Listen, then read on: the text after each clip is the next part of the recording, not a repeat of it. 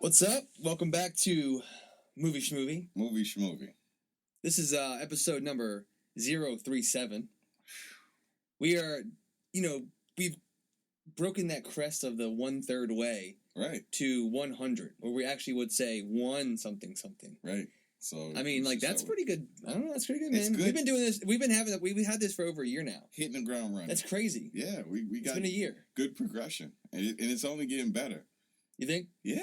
Is that just us saying that? No, there's a singular reason why I'm saying it. Why is that right now? The Schmovie.net website, bitch. Whammo! Whammo! Wham! Yeah, so basically we have a new website. I know we've been slacking on that for a while. We always talk about it, like the last 2 or 3 episodes, but right.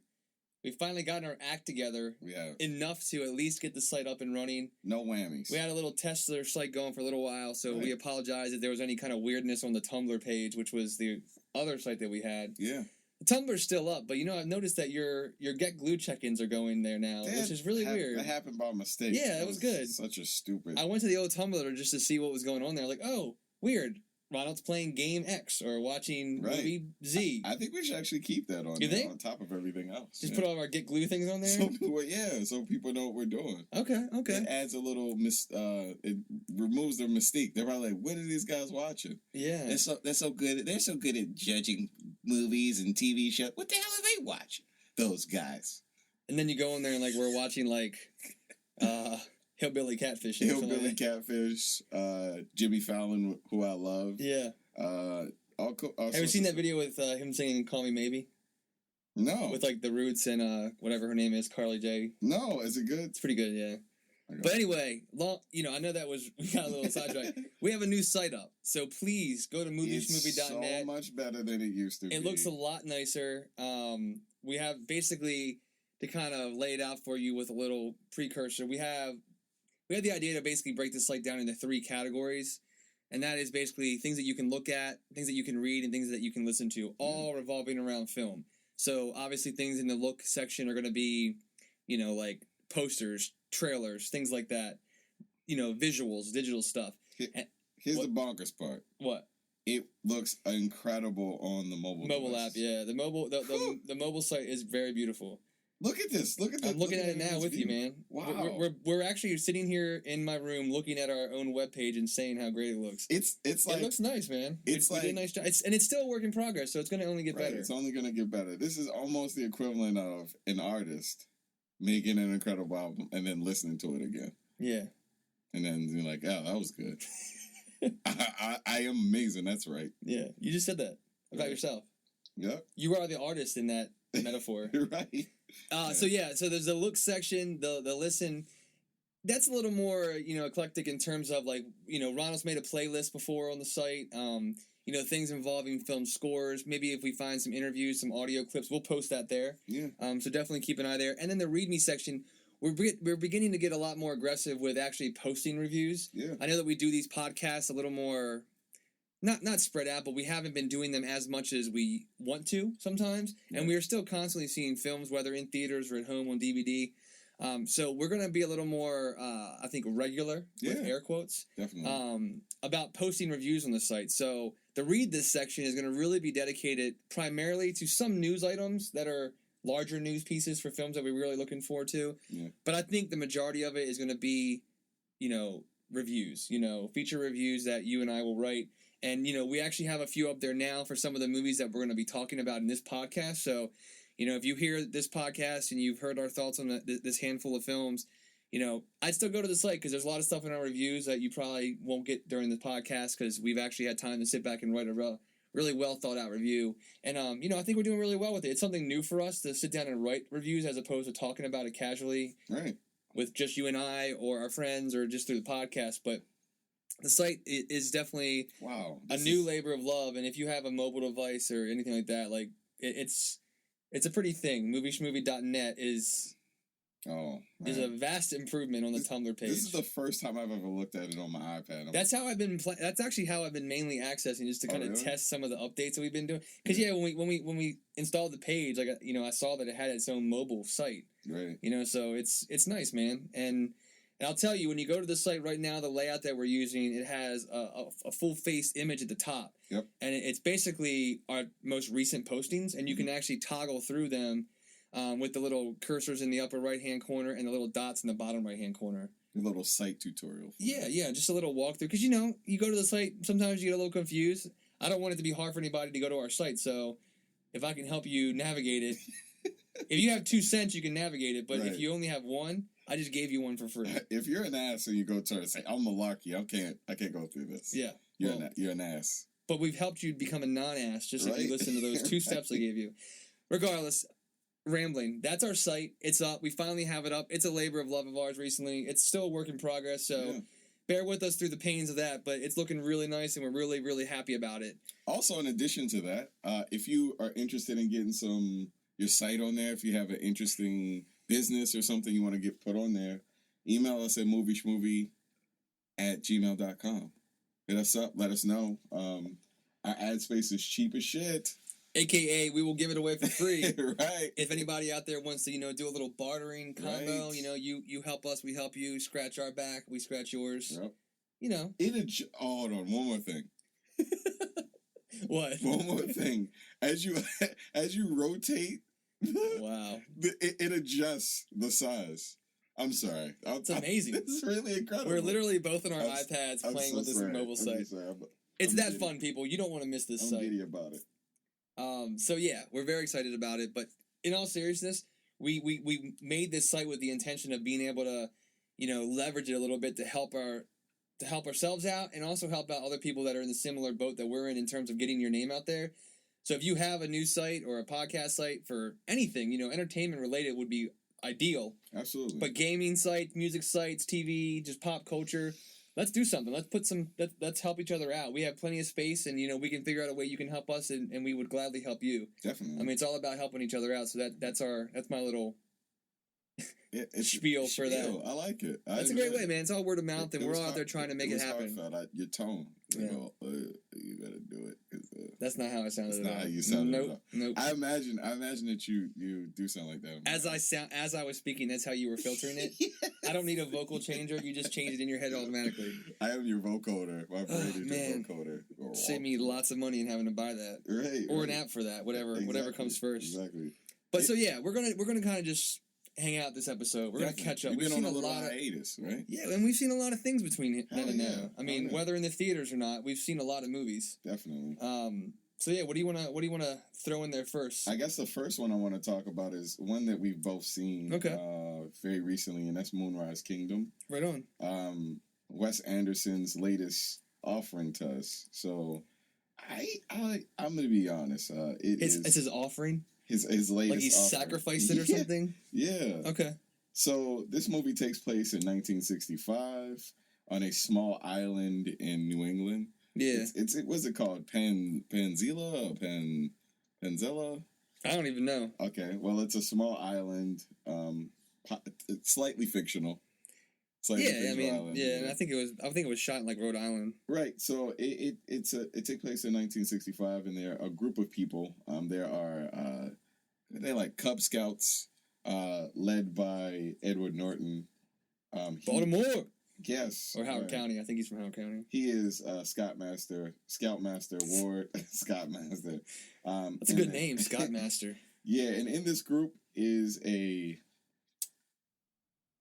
he is no one's friend. He is a loner. Sam. He is eccentric, to say the very least. They say that you can't be poor and eccentric, but this gentleman is very eccentric. Definitely a loner. And he falls in love with a girl, Susie, who is kind of on the other side of the island. They kind of meet each other through happenstance, and he decides very early, through a series of correspondences, that he wants to basically be with her forever. So they create this elaborate plan to meet each other in a central place, travel together, and it's basically about what happens after that. So that's a great explanation, Ronald. Yeah, well, you know, I would almost think that maybe you write for like websites with or maybe for the film studio with their synopsis. Or Right, something. right. It's so good. Thank you. You're very Thank welcome. you. I'm a Wes Anderson fan. But yeah, you hit it on the head. I mean, I don't know. I feel generally, I would say I'm a fan of Wes Anderson up and down. Mhm. A lot of people, I don't know. A lot of people in general, most film lovers, you know, I don't know many people that like would say I don't like Wes Anderson. You Right. know, it's maybe I don't like some of his films, but overall, I feel like he's got a movie or two that most people at least really like. Right. And I would say in general, I at least like all of his films. We had a conversation yesterday where, like, you know, well, where does this film fall on our little Wes Anderson scale in terms of favorites? And, you know, I did like the film. I liked it quite a bit, actually. Mhm. But I don't know that I put it, you know, in my tops. I don't know that I, you know, kind of put it in the realm of, you know, Royal Tenenbaums, Rushmore, even Bottle Rocket, which is, I love. And like Fantastic Mr. Spock. Like, I feel like films like Darjeeling. You didn't like Darjeeling. I mean, I at least liked all of his films. Right. But I feel like because he's kind of created, like, he has this own, like, his little own, like, genre. It's like in a bubble almost, you know? You can watch a movie or you know what's coming up and you know what to expect from it if it's a Wes Anderson film. Or if you see a film, you're like, oh, this might, if you didn't know it was his movie, you might be able to deduce that it is. Right. You know? But I feel like this one is, you know, while still enjoyable and I still was a fan of it, definitely, and you know, maybe it would change if I saw it again. Mm-hmm. I kind of feel like I put it more in the realm of like a Darjeeling and like you know, Life Aquatic. You didn't like Life Aquatic either. It's in the middle. It's like if I had to say something around my films, it's in the middle, like where Life Aquatic and Darjeeling are towards the bottom, and the other four that I mentioned, you know, I think those would be closer to my favorites. I think there's a lot of really amazing things that he does with all of his films. I mean, the idea of, you know, childhood and innocence versus adulthood and in a lot of ways corruption or being fractured, damaged, things like that. It's pretty constant through a lot of his films, or through the majority of his films at least. And this is like the ultimate one, I think. You know, even films like Rushmore, you know, Royal Tenenbaums, like things like that talk a lot about kids and have a lot to do with, you know, children and teenagers, whatnot. This movie truly, I think is about that, and I think that it really kind of poses like a really cool question in terms of children versus adults, which is, you know, do kids like exist in their own little world where, you know, they truly are their own thing, or are they watching adults and basically trying to, you know, mimic adults? Right. Does that make sense? I think that actually I have an interesting opinion about that. I think that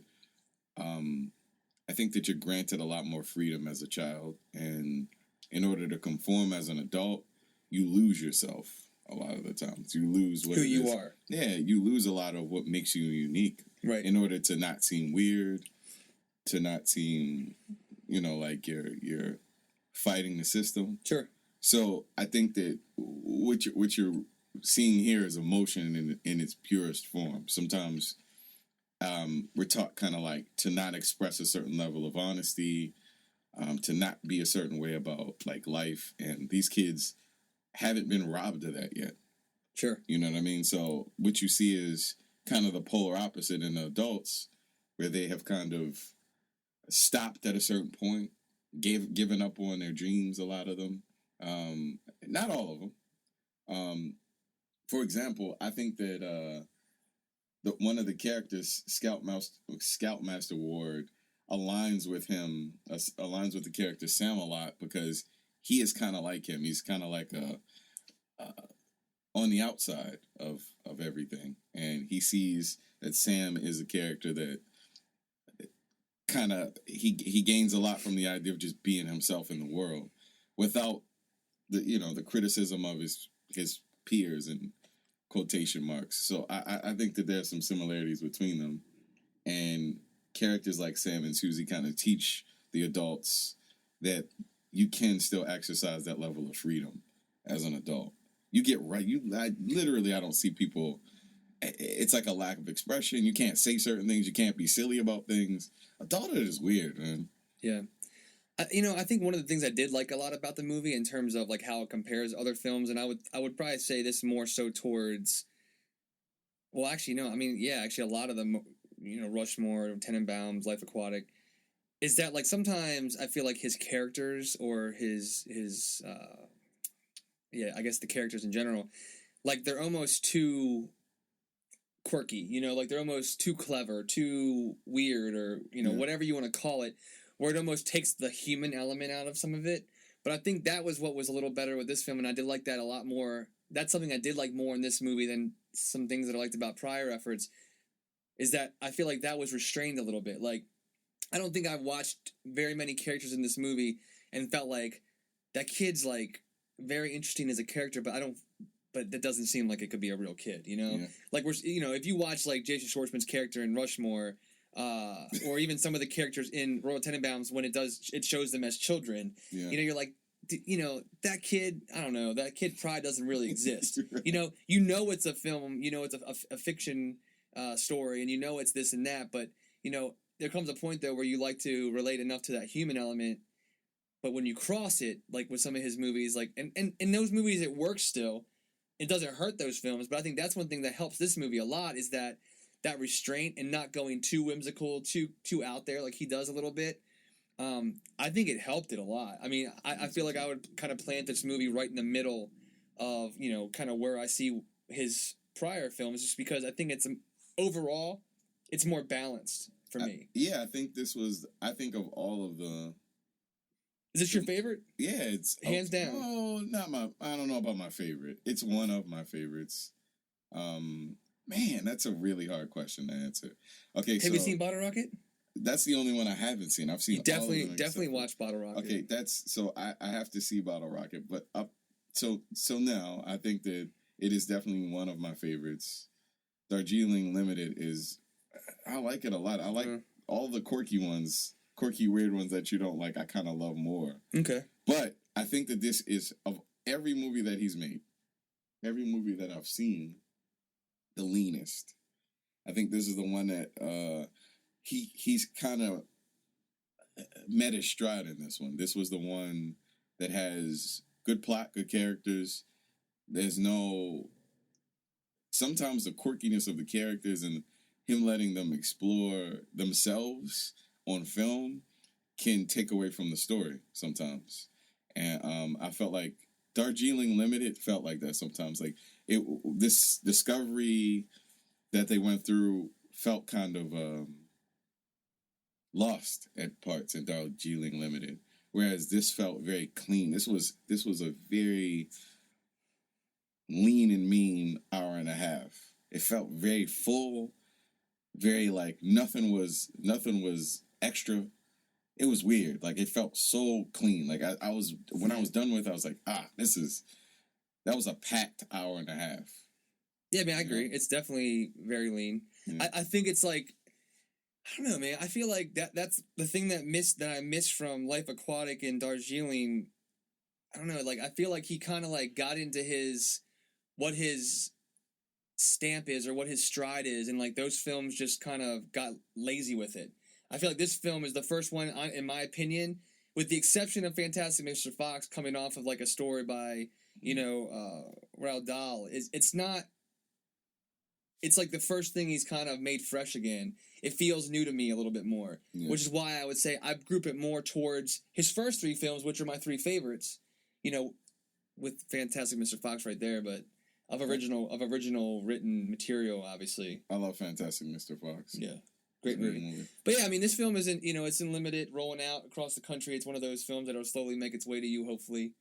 But I would definitely recommend it. Great cast: Bill Murray, you know, Bruce Willis, Edward Norton, like you said, Frances McDormand, of course, Jason Schwartzman's in it briefly, and some really, really great child acting. I mean, the two lead children are both really great. Both new. Very honest and very, in some moments, like, it kind of, you know, it's like, it's very raw, you know, some of the scenes when they're on the beach together, and like, it's kind of like awkward, like kissing, touching, like, but that's, you know, that's what it's like, you know, it's like, it's awkward like that. Right. And to feel that again as an adult, it's like kind of cool. It's a credit to them as kids, just being kids and not being like, oh, I'm such a good actor and I can act like I'm a kid, but I'm such a good actor that I can act like a kid.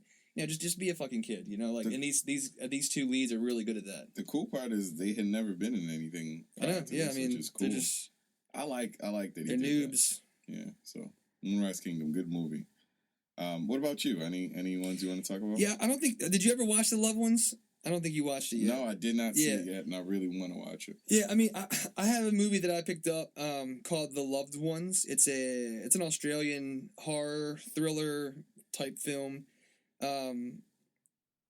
One of those films. I mean, this is the kind of thing that is just amazing to me. Is that you'll like be surfing the web and you'll just like, oh, what's this movie? It's like got a little ad on. I saw like a little ad for it on the page because. This is a film that now is being distributed in limited release by, I think, Paramount, and they're doing, like, midnight screenings in major cities across the country. But doing some research on it, it's like this is a movie that is literally 3 years old. It's a movie that came out in Australia in 2009 and, made its way on some of the festival circuits around here in the States. I think it was at Toronto. I think it was at, like, South by Southwest, a few years ago, and never really made it anywhere. And then, the beginning of June, it got a limited theatrical run. And, when it comes to DVD, this is a movie that I definitely would say, yes, check out. Yeah. If you like horror films, thrillers, talk all the time about something new, something fresh, something original. The idea of this film isn't so much original in its execution. It is, though. Mm-hmm. Basically the story, well, first off, no known actors. Like, this is just a film. I mean, some Twilight hardcore fans may recognize the male lead, Xavier Samuel, in the film. He plays Brent. He was in one of the Twilight films, I think Eclipse, as Riley Beers. That's just through research, not that I've ever watched that damn movie. But anyway, yeah, not so many known people, but really, really effective filmmaker. Sean Byrne is the filmmaker. But basically the idea is that it's a high school, these kids have a prom or dance coming up. The girl, the female lead, played by Robin McLeavy, she is basically an outcast. She's a weirdo. No one really likes her, talks to her, whatever. She's got, obviously, issues. And she asks out Brent to the prom, and he politely, declines. Like, he's got a girlfriend. Like, he's not, he's not being rude to her. He seems like a nice dude. Mm-hmm. And, basically that's the biggest mistake he's ever made, because this is a guy that's coming from things that have happened bad to him in the past, and you'll see that. I don't want to take anything away from the movie's opening scene, but he's recovering from some shit, and he's getting his life back on track, or at least trying to. And that simple decline in offer, it kind of takes what he thought he might be having back on track and just completely derails it. And this turns into a movie that feels a bit like Hostel mixed with take your pick of teenage, high school, coming of age stories, Pretty in Pink, 16 Candles, whatever. It has that element to it. And it's just, man, it's a really, really, really solid, creepy, disturbing, man. Now the way that he said no to her, was it traumatic? No, I mean, he basically, in that scene, and it's in the trailer, I mean, so I'm not ruining that. Like, he's basically talking to his girlfriends in the hall, mm-hmm. and she comes up to him after they leave and asks him, and she's very confident, she's very polite and sweet to him, and he just, just declines. Like, he doesn't, brush her off, or he isn't a dick to her. He's not, the nicest guy in the world. He's got issues, he's not Mr. Personality, yeah. But he just declines, and he thinks nothing of it. It's kind of awkward, it's kind of weird. But he goes on with his day and meets his girlfriend in the car after school, and they have sex. It's like high school. And, that is what it is. But then that comes back to bite him in the ass and to literally mess his day up.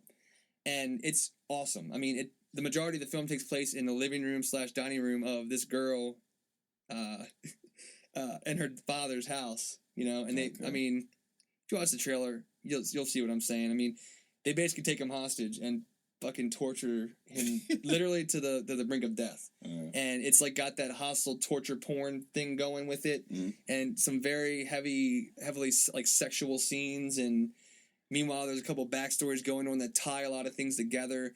Really good watch. I mean, if you've seen movies like Wolf Creek, there's a lot of really cool elements of the Australian outback and just the way that that culture is, and how simple it is, and minimal in a lot of ways, but then this still exists, right. This level of horror and carnage, and as you get deeper into the film, you see how many levels to how messed up this girl and her father are in terms of what they do to him and what they've been doing to other people over the years. It's demented. So like I said, limited release. It's across major cities like New York, LA, Chicago, maybe in DC. But your best bet's gonna probably track it down on DVD or like a video on demand if it hits that, or if you're crafty on the internet, you can find it like I did and enjoy it, because I wholeheartedly thought it was very creative, very very twisted, and just wow, great little film. You know those things you find like out of nowhere, and you're like, man, how did I not know about this movie 3 years ago? And you're like, oh, because it never saw the light of day. Yeah. And no one ever knew about it except for people that were fortunate enough to attend Toronto. Or I felt like that about goodness, I cannot remember the name of the movie. The one where they were locked in the house because of the disease.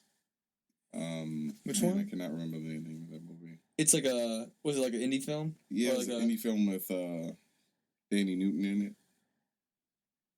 Oh, Retreat? Yeah, that's the same thing. Sleeper, right? Never knew about that movie. I saw it on the site. I got it and watched it. Jamie Bell and... such a good movie. Yeah, dude. Solid movie. Creepy. Really creepy. Not a horror film, but creepy. Right. It was kind of presented like it in the trailer, which was weird. Yeah. Like it's like the... Yeah. It's kind of interesting. I don't know. But yeah, anyway, Loved Ones, it's out there. Awesome poster. She's in the pink dress with the makeshift crown. I think she's got a drill in her hand. Yeah, check it out on the site. And check our review. I wrote a review on the site, so you can read that. And Ronald wrote one for the film we just talked about, Moonrise, so that's on the site for sure, too. So, I guess to kind of shift things, trailers, man. What have you been kind of checking out lately that's been... Well, just today I saw the new trailer for Sinister. Okay. Which I'm not...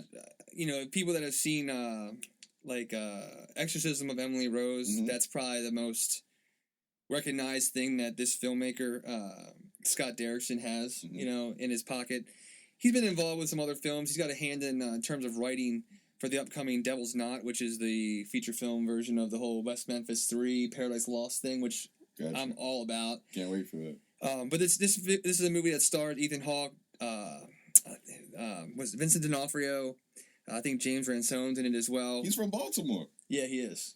I met him. He went to Carver. He was in I went to Carver. John Waters' film with Johnny Knoxville, Dirty Shame. Dirty Shame. Yeah, I met him at the premiere. Movie. Cool dude.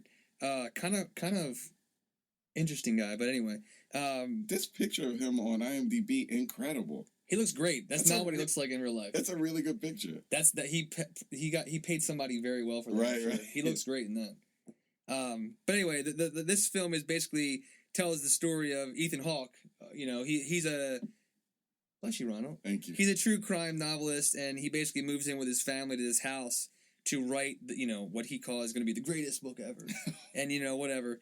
But he finds in the attic of this house, like, this box of videos, like, of old videos. And he starts to kind of see some really crazy shit that's happened in this house, and basically learning about this family that was actually murdered in this house. Okay. And this supernatural element that has a play in what happened to that family, and its effect on the children, and children in possession. Oh God! Creepy shit.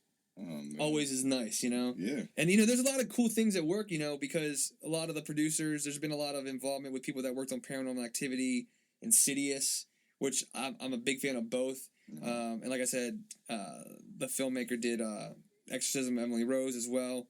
I like Ethan Hawke. He has a very expressive face. He's a good actor. Man. Yeah, I'm a fan, man. So he's good. I'm on board. But check it out. It looks really solid. I'm always for. I feel like this has the potential. It comes out on my birthday, October 5th this year. So I feel like it has the potential to be like this fall's like Insidious. You know how Insidious came out? It was like it had a lot of buzz coming out of the festival. This had a lot of buzz coming out of South by Southwest, and a lot of really positive comments coming on it. So I'm hoping that it delivers like Insidious did, because I was a huge fan of Insidious. What about you? What trailers have you been checking out? Wreck-It Ralph. Oh yeah, right on. Looks good. That's Pixar's new movie. So basically the game, it's about a video game. It's a movie about a video game, similar to Donkey Kong. And what happens is it's a gentleman that basically works a job. So basically the idea is everybody that's in a video game works. And basically when they go through whatever they're going through in the video game, they're really doing that. Right. So it's a game where, like, similar to Donkey Kong, he basically goes up a a building and gets knocked down. The job is for you, the player, to knock him down. He's the bad guy. He's a bad guy. He gets sick of it. He's like, I'm tired of this crap. So he literally leaves the video game and decides to go to another video game, get another job. As a good guy. As a good guy. Now the deal is, his coworkers, the characters from the video game, are very against this, very hesitant to agree with his decision, and he decides to do it. Now, what makes this video game referenced movie so amazing is a couple of things. It's a Pixar movie, so that means I don't think it is. It's not. It's not a Pixar movie. Yeah, I was going to correct you before, but okay. Yeah. What is it? It's a Disney. John Lasseter, who is Mr. Pixar, he's produced. He's like executive. That's what it was. That's the connection. But yeah, it's a Walt Disney. It's a Walt Disney movie. Yeah. Okay, so I thought it was a Pixar movie. So what makes this movie so interesting is the story, the video. There hasn't been any real video game referenced movies in a long time, honestly. And then on top of that, the licenses involved. So that's Nintendo, Atari, all these characters. So you get to see King Koopa, Zangief from Street Fighter. It's crazy. Like, so not only are you looking at characters, that are clearly made up. John C. Reilly playing the main character. Amazing voice. In general, the movie. I mean, what a voice! I mean, like Sarah Silverman. Yeah, Sarah Silverman. God, who else is? I'm trying to remember who else I heard in the trailer. Jane Lynch. Jane Lynch is one of the main characters. Yeah, she's like isn't she like the Call of Duty, whatever, badass soldier woman. Rough and Jack tough. McBrair's in it from 30 Rock. Yeah. I mean, a lot of really funny people. So this movie really looks to be a very exciting film. I'm just really looking forward to it. Yeah, I'm looking at this list of what characters. Like you have Bowser, right? Dr. Eggman, Cubert, Kano, Chun-Li. I mean, Paperboy. Dude, it's cool as shit. Yeah, right. It's gonna be cool, man. I'm excited for it, and a great trailer. Really well. Well, I saw another Disney or Pixar film recently that you'll hear later on in a different podcast, some conversation on. But the trailer played before it, and really positive reaction to it. Because the cool thing is that a lot of these video games, it's hitting the gamer crowd, which may not traditionally be a animation movie like Disney crowd. Yeah. It's hitting the adults that played those older games, the kids that play the newer ones, and then everybody that just loves Disney for whatever the hell they put out, which I fit in the majority of those categories, personally. The interesting thing also, it's that and like the crossover appeal is amazing, and then on top of that, the crossover with the characters is interesting because this isn't a common thing in America. In Japan, it happens all the time. There's always like Mickey Mouse with somebody else, you know what I mean? Like, or Mega Man with a weird character. Sure. Licensing isn't such a big deal over there. So to see this in American film is cool. It's almost like seeing Barbie and Toy Story. I know that's like a weird sort of thing. Like it wouldn't have happened 10 years ago, but the fact that it's a pretty cool thing. So and it's a huge market. Like gaming's bigger than ever right now. So I mean, exactly. And another little cool tidbit I was looking at the other day. Rich Moore, the director of the film, was one of the lead animators for films. I mean, for a series like The Simpsons and Futurama. And I used to love the show The Critic. The John Lovitz. Hilarious. Yeah. So I mean, I think just knowing that little piece about how those shows are, there's going to be a little bit more edge to it, and you can pick up on that in the trailer, which I think is awesome. Definitely. Yeah. Wreck-It Ralph. I mean, I watched the trailer like 5 times. I think. Me too. I have a little indie film I saw the trailer for the other day. It's called The Imposter. Did you see this trailer yet? The foreign film. Yes. You know what's crazy? Somebody literally, I saw the trailer like 4 months ago, and it looks crazy. I mean, I don't know a whole lot about the movie. Whoa, that's the ratings on. But I mean, basically looking at the Rotten Tomatoes page for it, it has only been reviewed a few times. There's not a lot of reviews, but it's got 100%. I mean, it has to have so many. That's crazy. To get certified. Right. Fresh, and it has 100%. So I gotta check this out. But it's such a cool freaking idea. Like, I don't even know if it's real or not. Mm-hmm. Basically, like the story of this family that like lost a young boy at a certain age. I think when he was 13 years old, and then like 3 or 4 years later, they find. Like they find someone that is claiming to be him and bring him back, and this person's found overseas, and bring him back and learn of this whole weird backstory of how he was kidnapped and tortured, and his family's so good to see him, but then they start to realize that there really aren't many resemblances or marks or anything that they recognize from this person that's claiming to be this boy. Right. That was, and dude, it looks creepy as shit. But I can't tell what's. I mean, I gotta find out more about this movie. Like, amazing trailer because it's intercut with like interviews, like documentary format. But then it's got like, it's got that shot footage look to it too. Like it's almost like a mix up of it. When's it come out? You know, I don't really know. Honestly, man, I don't know a lot about it. I think it comes out in July in limited release. When it finds its way to Baltimore, who knows? But we need to do our best to try to get more information on it because it's a film that I feel like you and I and a lot of our listeners would. Absolutely, would definitely enjoy movies like that. Yeah, it's called The Imposter. It's on Apple Trailers. You know, if you can go to its official page and check it out. Man, looks incredible though. The Untouchables. We talked about that before, but that's now in theaters now. So that's finally you can see it in American markets. Yeah, that's cool. Hysteria. That's also when it's kind of, these are films we mentioned before that have just kind of like come out. I saw it. And hitting more of a release pattern. You finally saw it? Yes. What'd you think? Did I overhype it? No. It delivered, right? It delivered. It was spot on. Your review of it. It was a blast to watch. You know, it's like, funny. Hey Ronald, go watch a movie about how the vibrator was created. You're like, what the hell? Yeah, it sounds dumb. Like, it just not that you would suggest something like that. It just sounds like a dumb plot. Like, how exciting could this be? But it's presented in such a fun way. Yeah. It's such a good movie. And I love Maggie Gyllenhaal as an actress. I know you do. Such a good actress. Yep.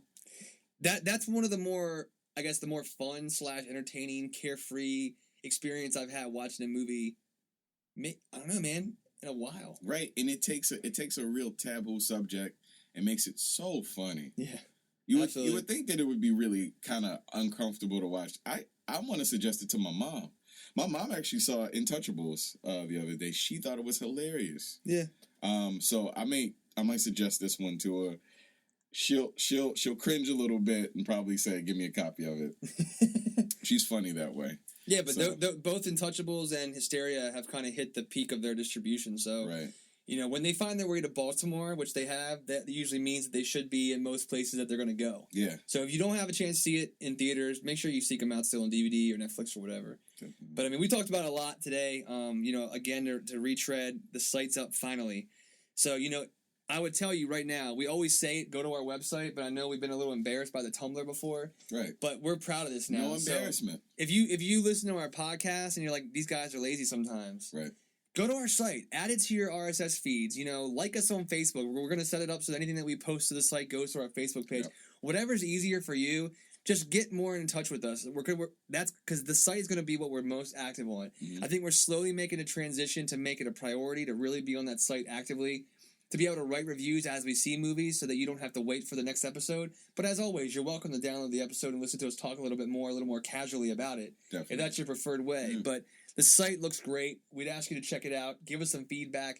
Another really cool thing on the site, you can post comments on it. So if you read an article, you like what we wrote, you don't want to make a suggestion for us for a movie to see that's like what we just reviewed, or just for the site in general, you can leave comments right on the site for us. So that's really awesome, and it's a really good way for you to get interactive with us if you don't use some of the traditional like Facebook, Twitter stuff or whatever. Do it. Movie.net. Again, Moonrise Kingdom is rolling out through its limited release and eventually going as wide as it will.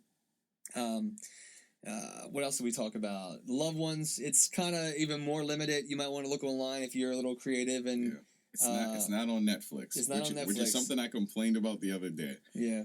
To the point where like every movie that we talk about, people are like, "Oh, is it on Netflix?" No. Do some research. Yeah. I mean, some movies are going to be on Netflix, but no, you're going to have to do a little bit of work. But once you get it, I promise you, you will enjoy these movies. Yeah. We usually don't talk a lot about things. Well, I would say like some of the feature films that we do reviews on, like, well, there's plenty that we've done reviews on that we've not liked. Right. But like, I feel like we've become really good, at least in what we seek out. Mm-hmm. Especially ones that maybe don't have strong release patterns or, wide releases. We do a pretty good job of seeking out things that we sort of know that we're going to like or hope we're going to like so we can talk about it. Mm-hmm. And, you can kind of get a sense of that as we talk about movies on here. But some we watch and we don't like. Who knows? I mean, but you got to take a chance. And we're taking chances for a lot of you. And some things that we don't like and we say it sucks, don't watch it. But we've talked a lot about movies today that we're all pretty good. I've been lucky. Lucky. I'm not gonna jinx it by saying what you just did, but right. so the next movie Ronald watches, he's gonna hate. I guarantee. He's gonna watch Loved Ones and hate it, and then I'm gonna blame it on him because of this damn episode. And then I'll send you a picture of poop and post it on your. It'll be our most recent post on, on our website. It's still a big pile of it, and that'll be the review, my review of it. On top of the cover art for the movie. On top of the cover art, just destroying it. Right on. So, yeah, moviesfreebie.net, hit us up. Thank you guys so much for listening again, and send us any feedback you can. Thanks for following us for 37 episodes. Right. And stick around, because there's more to come. We have more. Like, plenty more. Hopefully 100, 150, 200. 250. You just keep, how high can you count, Ron? Right.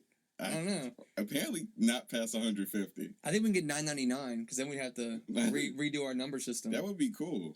And 999, we'd be real old. Right. We'd have a lot of. We'd be looking back on episode 37, and be like, man, we were so young back then. Watching movies. Oh God, when we still had our vision. Back when cable was actually on the TV and not in the sky. Yeah, or in our eyeglasses. Right. All right, guys, thanks so much for listening. As always, you made our day. Take care.